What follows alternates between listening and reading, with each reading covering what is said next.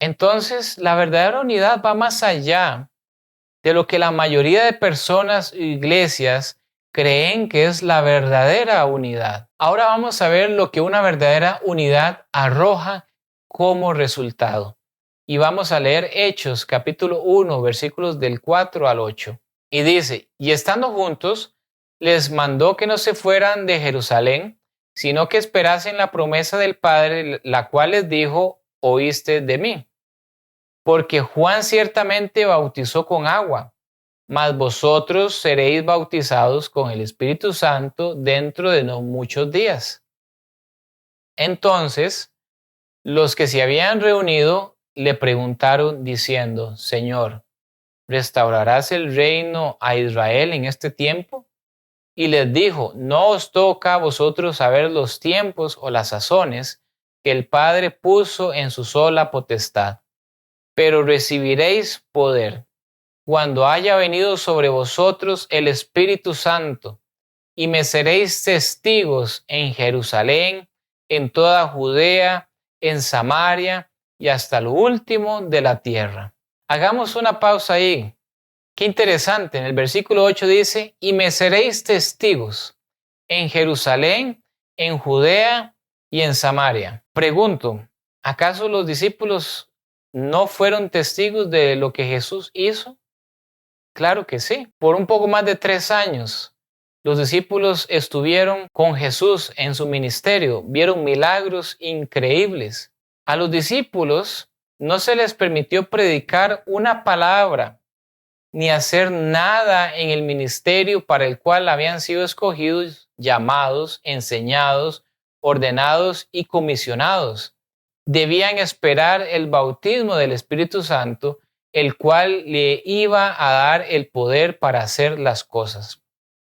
Ya ellos habían tenido, como podríamos decir, una probadita de lo que iban a llegar a hacer ahora, cuando fueron comisionados o enviados de 2 en 2 a predicar el Evangelio e hicieron grandes cosas. Eso fue una muestra, pero ahora, llenos del Espíritu Santo, ellos ahora sí iban a llegar a ser testigos del poder de Dios. ¿Qué hubiera pasado si hubieran salido a predicar sin haber esperado por esa promesa? ¿Qué hubiera pasado si Pedro, que siempre fue impulsivo, hubiera dicho, no, yo no puedo esperar más, yo necesito ir a predicar las buenas nuevas de salvación, y hubiera desobedecido esa orden de esperar hasta que fueran llenos del Espíritu Santo?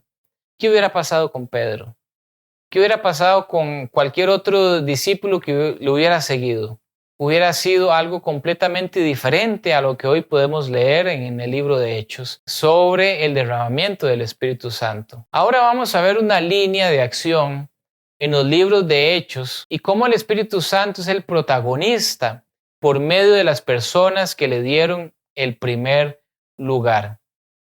Y acá quiero mencionar esto como algo muy importante de poner atención, porque estamos hablando sobre la verdadera unidad. Y estamos hablando de qué entonces muestra o da como resultado la verdadera unidad. Y es interesante que el concepto del derramamiento del Espíritu Santo o que el Espíritu Santo está en una congregación o en un templo dista mucho de lo que dice la palabra de Dios, que fue el derramamiento del Espíritu Santo.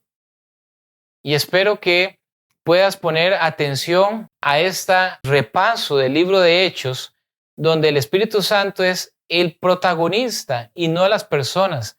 Las personas que fueron los apóstoles fueron simplemente instrumentos en las manos de Dios, fueron canales por los cuales Dios pudo enviar sanidad, les dio poder para predicar el Evangelio. Entonces dista mucho de lo que hoy se conoce como manifestaciones del Espíritu Santo. Veamos lo siguiente detenidamente. En el segundo capítulo de Hechos se cuenta la historia de la venida del Espíritu Santo sobre los apóstoles. Los capítulos 3 y 4 hablan de la curación del hombre cojo a la puerta del templo.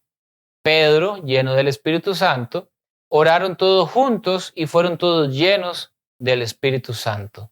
En el 5º capítulo habla de la trampa de Ananías y Zafira en el asunto de su acuerdo para engañar en cuanto a la venta y donación de su propiedad.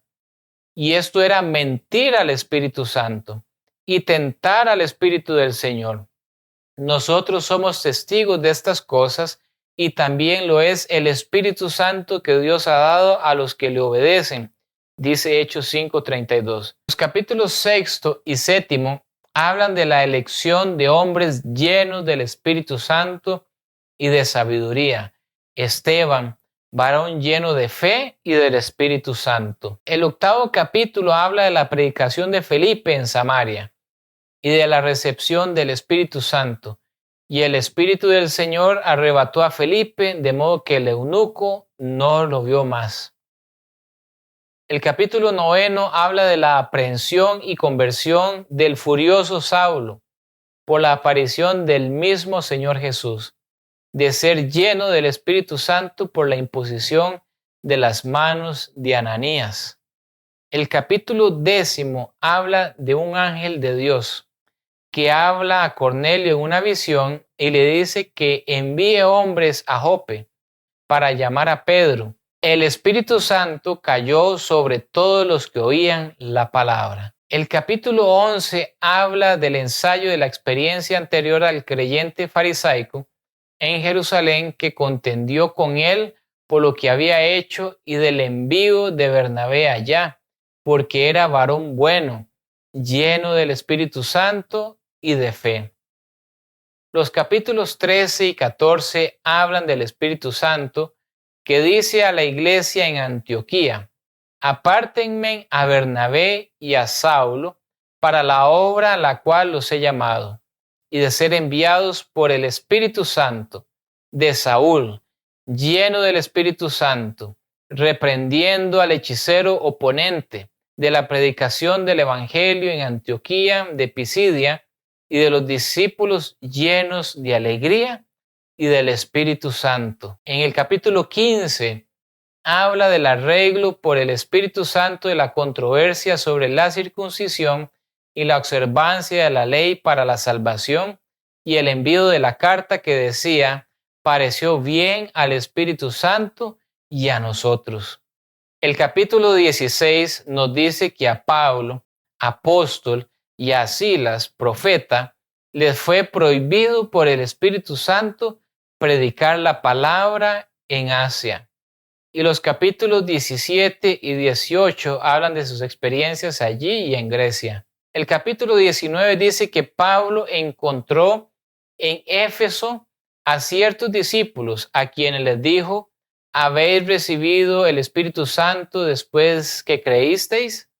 Fueron bautizados en el nombre del Señor Jesús. Y cuando Pablo les impuso las manos, vino sobre ellos el Espíritu Santo y hablaban en lenguas y profetizaban. Y acá quiero hacer la observación que cuando dice y hablaban en lenguas, ¿verdad? Si quieres el estudio sobre esto, lo puedes poner en los comentarios de este video, porque cuando habla que hablaba en lenguas eran otros idiomas. Y cuando habla de intérpretes, son traductores. Pero en el derramamiento del Espíritu Santo, dice al principio del libro de Hechos que cada uno entendía según su idioma. Entonces, no es el don de lenguas que algunas denominaciones hablan, sino que eso es una falsa o incorrecta interpretación de la palabra de Dios.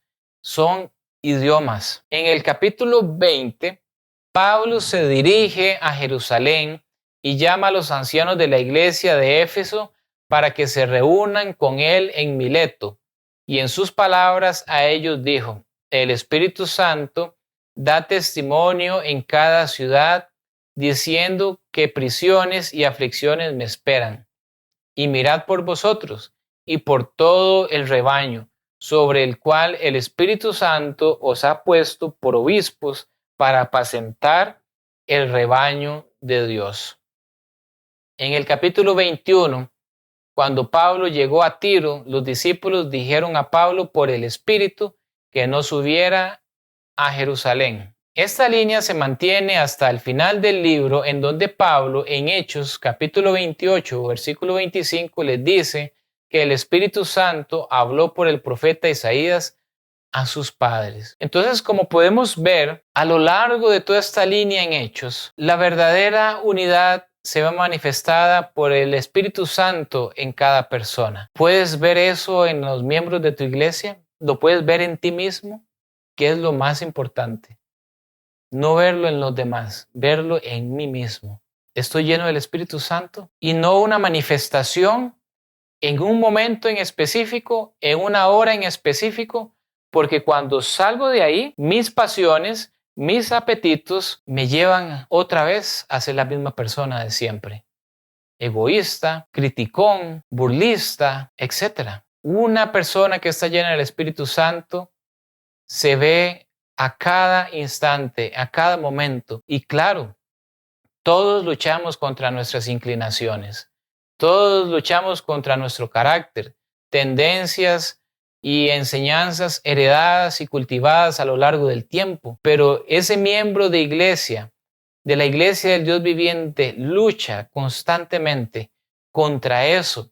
Lo lleva a los pies de Cristo, se los entrega y Dios, el cielo, bendice y respalda esa acción en nosotros y nos da lo que necesitamos para poder vencer y nos da del Espíritu Santo para poder ir a predicar el Evangelio con poder, con denuedo, porque muchas veces se entiende el Espíritu Santo por los milagros y las sanidades, y yo creo que la mayor sanidad y el mayor milagro es la conversión de un pecador, es la confesión de que Cristo es su Salvador.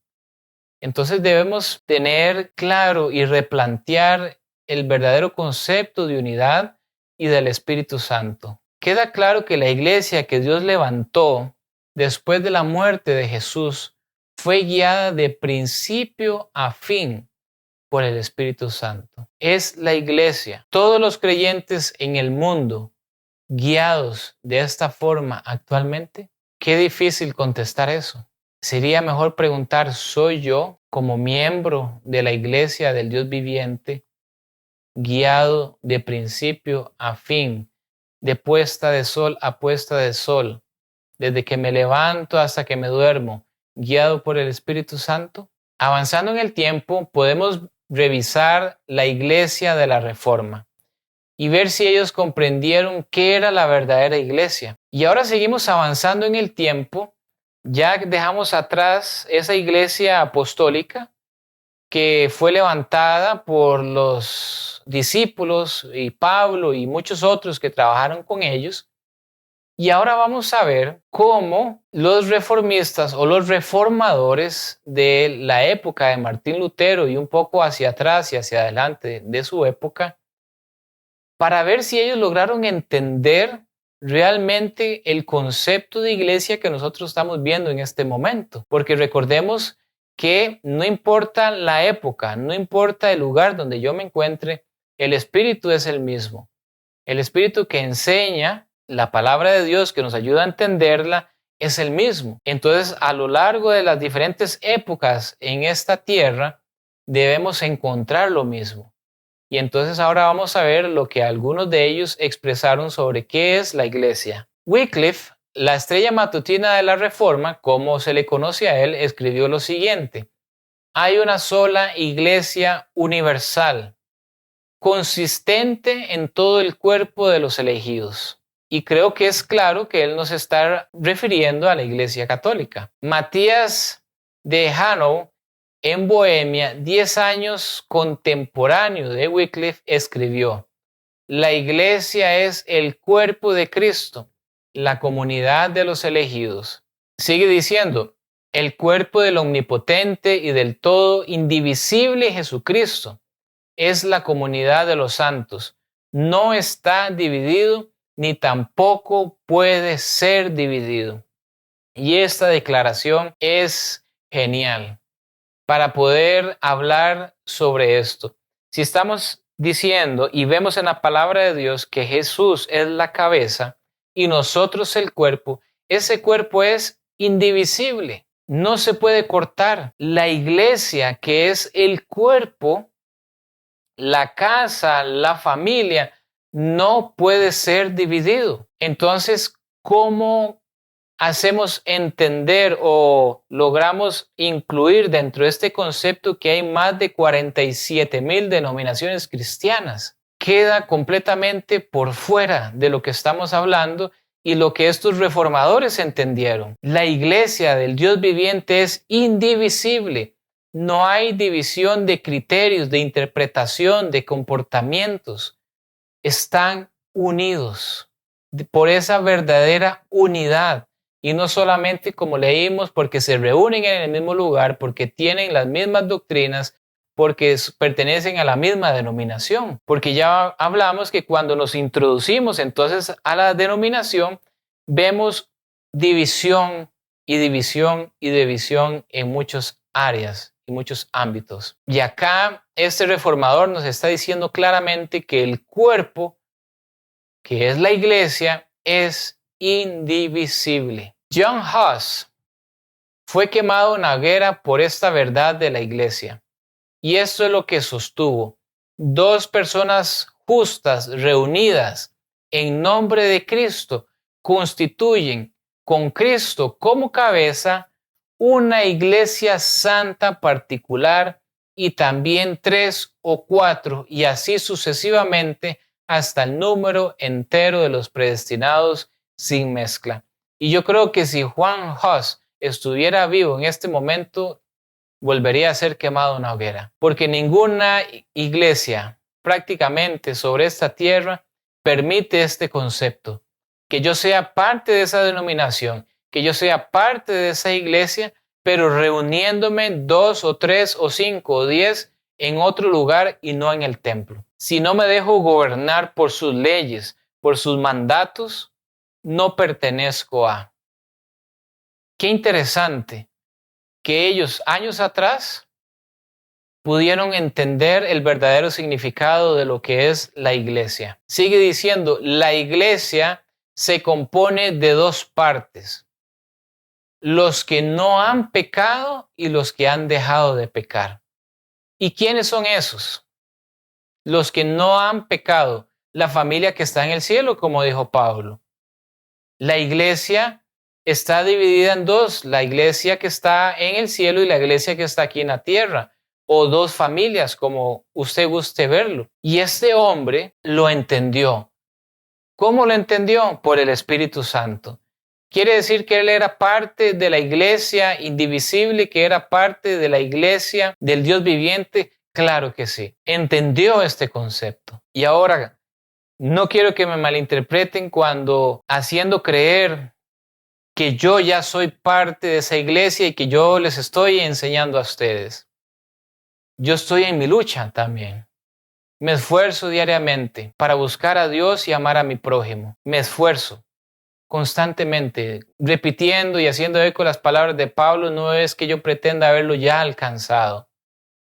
Este tema nace a raíz de una necesidad personal y siento que Dios me ha hablado a través de su palabra y es lo que estoy compartiendo con todos ustedes en este momento. Entonces, John Huss entendió lo que dijo Jeremías, lo que dijo Isaías, lo que dijo Jesús y lo que dijo Pablo. La iglesia está compuesta por el cielo y la tierra.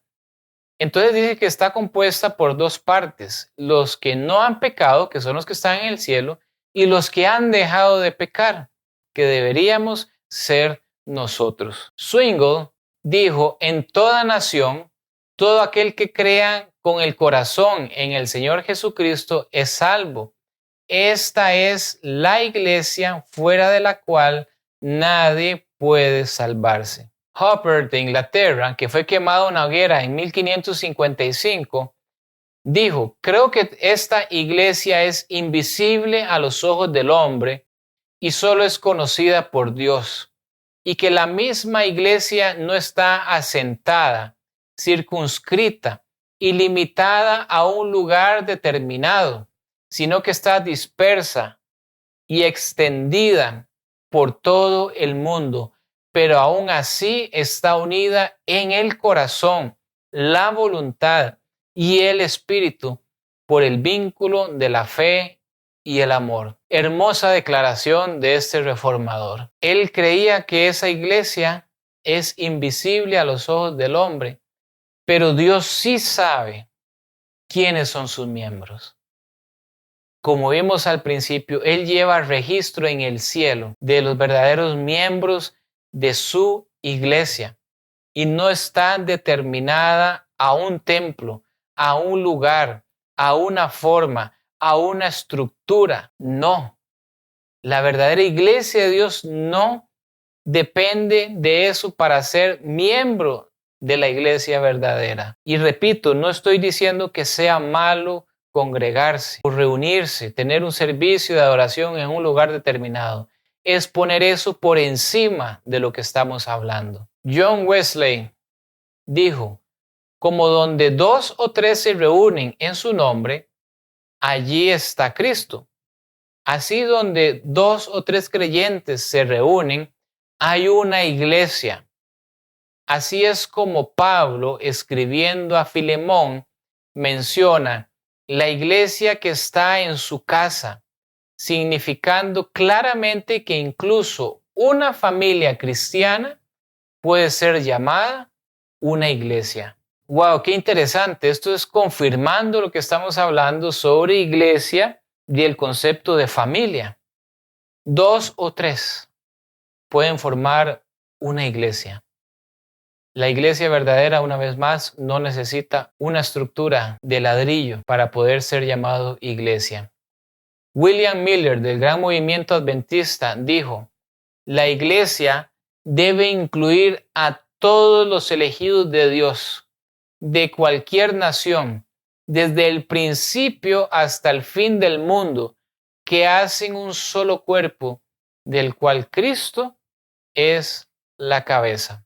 Recordemos lo siguiente, no lleno yo los cielos y la tierra, dice el Señor, como leemos en Jeremías 23:24. Él llena el cielo y la tierra. La iglesia es la plenitud de Él. Claramente entonces la iglesia llena el cielo y la tierra. Entonces, cualquier cosa que pretenda ser la iglesia, esa gran iglesia, la iglesia de Dios, la iglesia del Dios viviente, y que no llegue a llenar el cielo y la tierra, está muy lejos de ser la verdadera iglesia. Entonces, toda aquella persona, líder religioso, independientemente de la denominación, que diga nosotros somos la única, la absoluta iglesia del Dios viviente, la pregunta es, como dice acá, ¿esa iglesia llena el cielo y la tierra?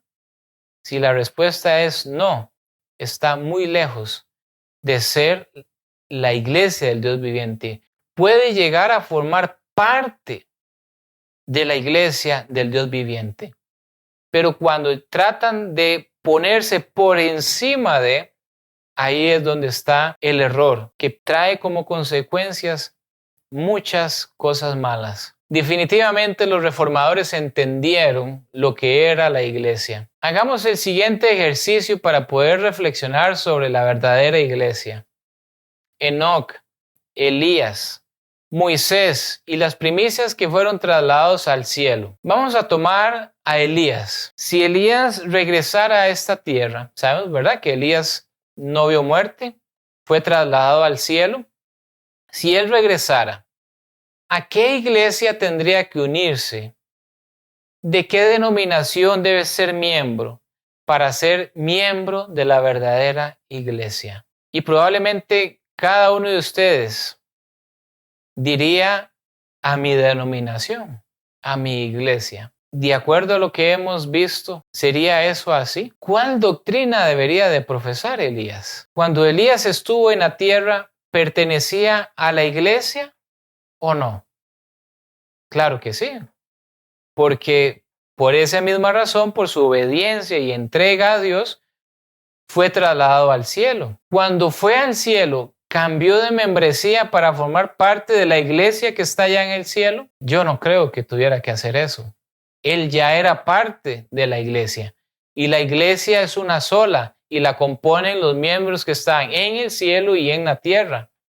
si regresara, ¿se tendría que unir a nosotros o él ya pertenece a la iglesia? Yo creo que si Elías regresara, nosotros nos uniríamos a él, porque él sí pertenece a la verdadera iglesia. Pero dentro de nuestro ego espiritual y religioso, nos pelearíamos para que Elías sea parte de mi iglesia, de mi congregación. Y yo creo que aquí lo más sensato sería unirme a él. Ya sea que Elías esté aquí o allá en el cielo, él ya es parte de la iglesia.